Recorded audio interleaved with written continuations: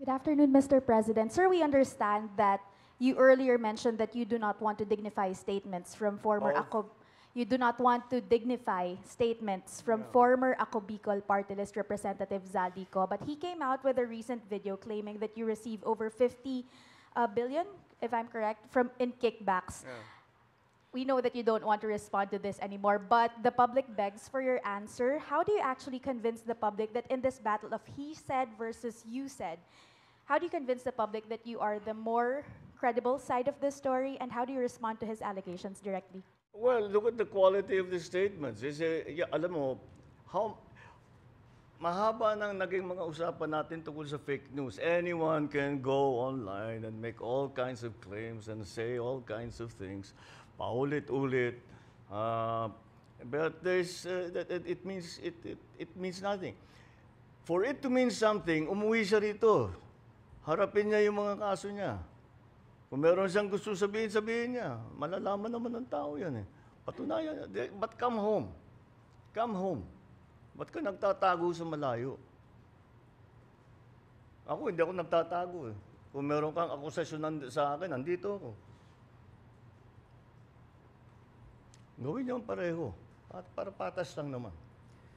Alright mga kababayan, so may statement na po agad si Pangulong Bongbong Marcos dito nga po sa lumabas. Kanina lamang po na video ni Congressman Saldico, no, na siya po ay talagang idinidiin pati itong si former House Speaker Martin Romualdez dito nga po sa mga kickbacks dito po sa flood control projects. At sinagot po ito, no, ni Pangulong Bongbong Marcos na fake news itong mga sinasabi ni Congressman Saldico, at hinamon niya nga ito na umuwi dito sa bansa upang sagutin yung mga kaso na ipinupukol dito kay Congressman Saldico, no. So again mga kababayan, para po sa kung ako ay ilalagay ko ang sitwasyon ko dito sa sitwasyon ni Congressman Saldico, of course meron akong takot, no, na bumalik dito sa bansang Pilipinas dahil nga napaka-risky po ng buhay nitong si Congressman Saldico, no, sa kanyang pagsisiwalat, lalo na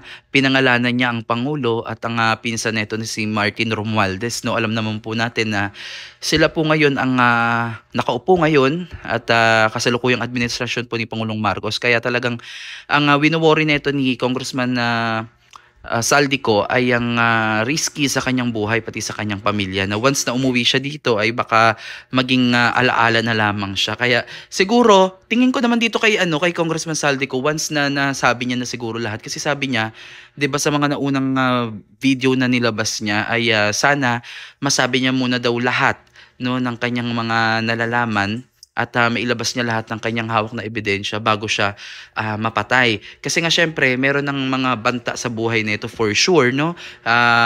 Kahit sa itanggiman nito ng palasyo, talagang kahit sinong tao ang tumistigo sa ganitong bagay, talagang may mga death threat na yan, no? At talagang mahirap itong sitwasyon ngayon ni Congressman Saldico dahil talagang ipit na siya at talagang hati yung opinion ng taong bayan, no, dahil nga syempre tinatanong din at kino-question ang kanyang kredibilidad. But then again, ako mga kababayan, hindi natin personally sa aking opinion, hindi natin pwedeng i-discredit or i-disregard itong kanyang mga aligasyon, no, laban po sa mga pinangalanan niyang mga tao. Kasi syempre, once upon a time ay talagang magkakasama itong mga to, at siya po yung appoint, no, o kumbaga siya yung chairman ng Committee on Appropriation. Kaya talagang 3 taon yun mga kababayan, no. Kaya talagang imposibleng gawa-gawa niya lang yung mga kwentong ito, no. Pero syempre sa kabilang banta, kailangan pa rin talaga nating alamin ang katotohanan at pasumpaan niya itong kanyang mga nagiging salaysay. Kasi sa mata ng batas mga kababayan, meron tayong tinatawag kasi na presumption of innocence, no.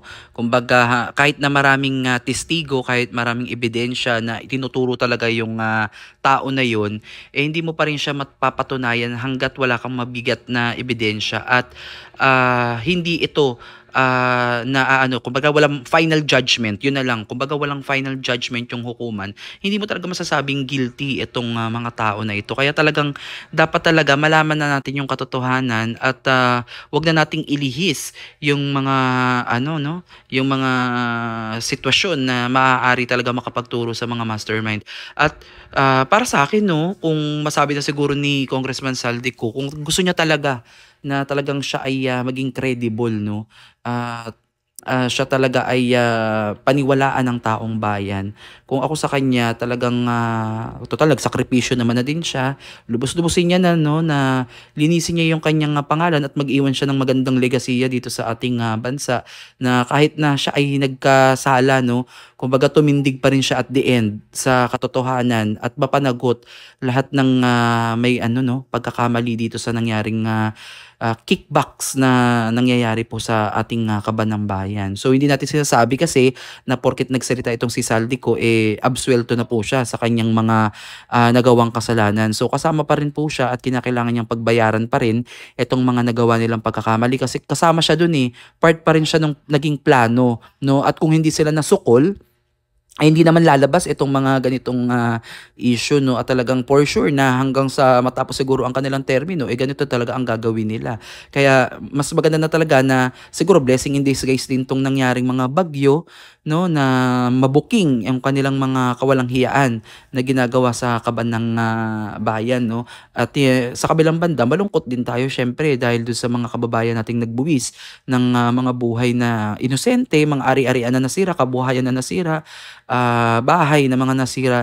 So masakit din para sa atin no na napakaraming taong inosente yung mga talagang nawalan ng buhay, nawalan ng pamilya, nawalan ng mga mahal sa buhay. So yun yung nakakagalit dito mga kababayan na dapat itong flood control na to ang magpoprotekta sa ating mamamayan, pero ang ending ito pa pala yung kikitil no sa buhay ng mga nakakaraming inosenteng tao. Kaya dapat ngayon pa lang mga kababayan talaga wakasan na itong sistemang ganito. Tunay na reforma, palitan ng sistema, bulok na sistema mga kababayan para upang nang sa ganun yung mga susunod na magiging administrasyon ay hindi na pamarisan pa to no. Maging transparent talaga sa paglabas ng mga budget at maging accountable talaga lahat ng mga taong mapapatunayang magkakasala kasi wala talagang mangyayari mga kababayan kung ang korupsyon sa bansa natin ay patuloy no.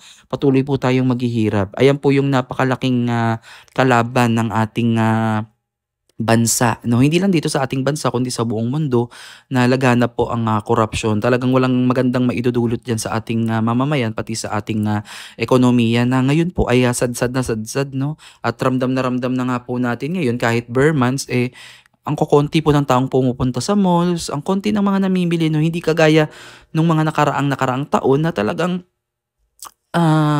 masaya no, pagpasok pa lang ng bare months napaka-busy na ng mga negosyo. Pero ngayon na tayo ay may negosyo din no, ramdam din natin yung tumal no, parang ayaw maglabas ng mga tao ng pera kasi nga syempre ang hirap kitain ng pera ngayon at yung value ng pera niya ngayon napakababa, napakabilis gastusin no, dahil nga po sa kabila ang pagtaas po ng mga presyo ng bilihin kagaya ngayon, yung presyo ng bigas ay sumipa na naman po no, napakataas na naman po ng bigas natin na isa sa mga pangunahing pangangailangan ng tao. Yung gasolina, krudo, napakarami mga kababayan.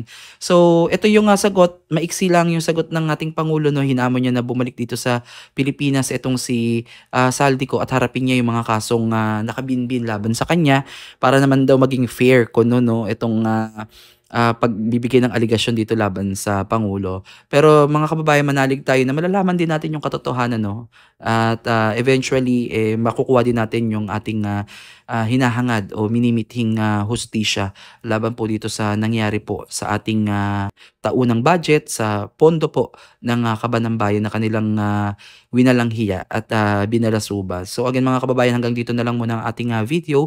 Panoorin niyo yung buong conference ni Bongbong Marcos para maintindihan niyo kung ano yung kanyang naging topic dyan. Pero ito yung sa huling part ng video, dito niya po sinagot itong aligasyon na nilabas na naman po ni Congressman Saldico no, sa kanyang verified no, na Facebook page. Again, maraming salamat po at God bless po sa inyong lahat.